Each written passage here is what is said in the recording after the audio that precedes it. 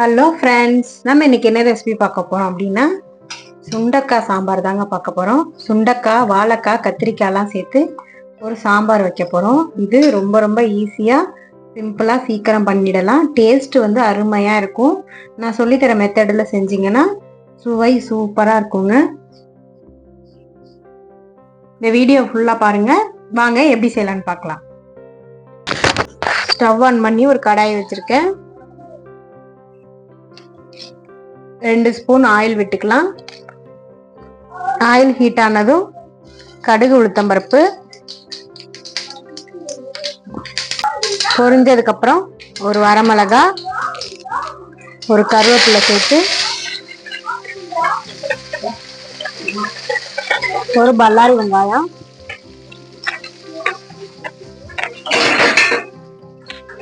சேர்த்து வதக்கி விட்டுக்கோங்க.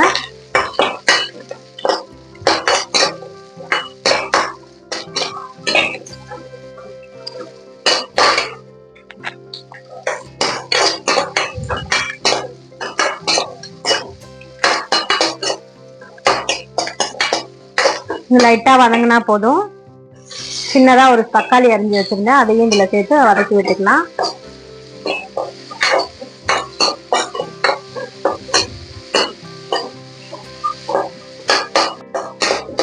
லைட்டா வதக்குனதுக்கு அப்புறம்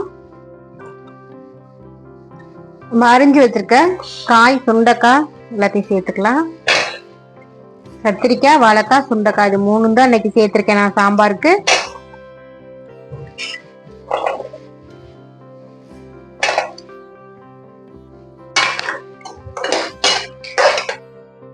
இதையும் இது கூடயே லைட்டா வதக்கி எடுத்துக்கலாம். சுண்டைக்காயை வந்து இது மாதிரி கீறிட்டு இது மாதிரி எண்ணெயிலே இது மாதிரி சுருளை லைட்டா வதக்கிட்டு எடுத்துக்கோங்க. சுண்டைக்காயை வந்து இது மாதிரி கத்தியால கீறி விட்டு நீங்க சேர்த்துக்கோங்க. நீங்க இடிக்கல்ல வச்சு இடிச்சு சேர்த்தீங்க அப்படின்னா அதுக்குள்ள இருக்கிற விதையெல்லாம் வெளில வந்துடும். இப்படி சேர்த்தீங்க அப்படின்னா இதுக்குள்ள இருக்கிற சத்தெல்லாம் நமக்கு முழுசா கிடைக்கும். இந்த மாதிரி வதக்கி விட்டதுக்கு அப்புறம் பருப்பு வந்து குக்கர்ல வேக வச்சு வச்சிருந்தேன், அதை இதுல சேர்த்துக்கலாம். தேவையான அளவு கொஞ்சம் தண்ணியும் சேர்த்துக்கலாம்.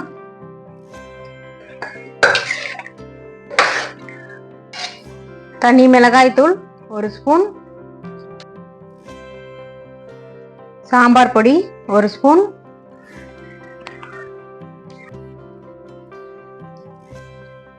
மஞ்சள் தூள் 1/4 ஸ்பூன், தேவையான அளவு கல்லுப்பு ஒன்று சேர்த்து எல்லாத்தையும் கலந்து விட்டுருங்க.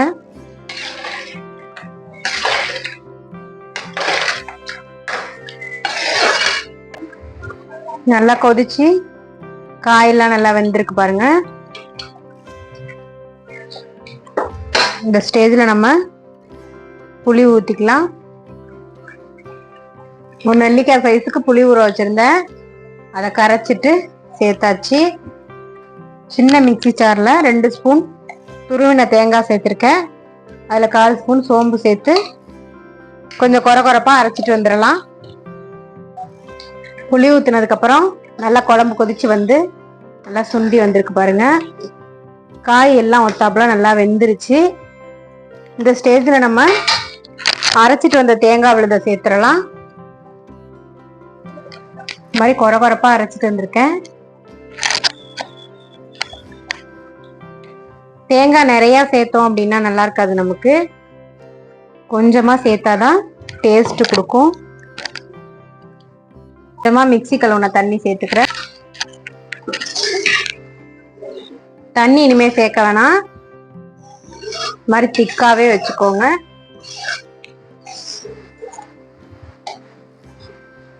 தேங்காய் ஊத்துனதுக்கு அப்புறம் ஒரு 2 நிமிஷம் கொதிச்சதுக்கு அப்புறம் நம்ம ஸ்டவ் ஆஃப் பண்ணிடலாம். தேங்காய் ஊத்துனதுக்கு அப்புறம் சாம்பார் உங்களுக்கு நல்லா சூப்பரா கொதிச்சு வந்துருச்சு. நல்லா வாசனையே சூப்பரா இருக்கு பாருங்க. உங்களுக்கும் சுண்டைக்காய் கிடைச்சதுன்னா நீங்களும் வீட்டுல இது மாதிரி ட்ரை பண்ணி பாருங்க, சூப்பரா இருக்கும். இந்த வீடியோ உங்களுக்கு பிடிச்சிருந்துச்சுன்னா லைக் பண்ணுங்க, ஷேர் பண்ணுங்க, கமெண்ட் பண்ணுங்க, மறக்காம சப்ஸ்கிரைப் பண்ணுங்க. தேங்க்ஸ் ஃபார் வாட்சிங்.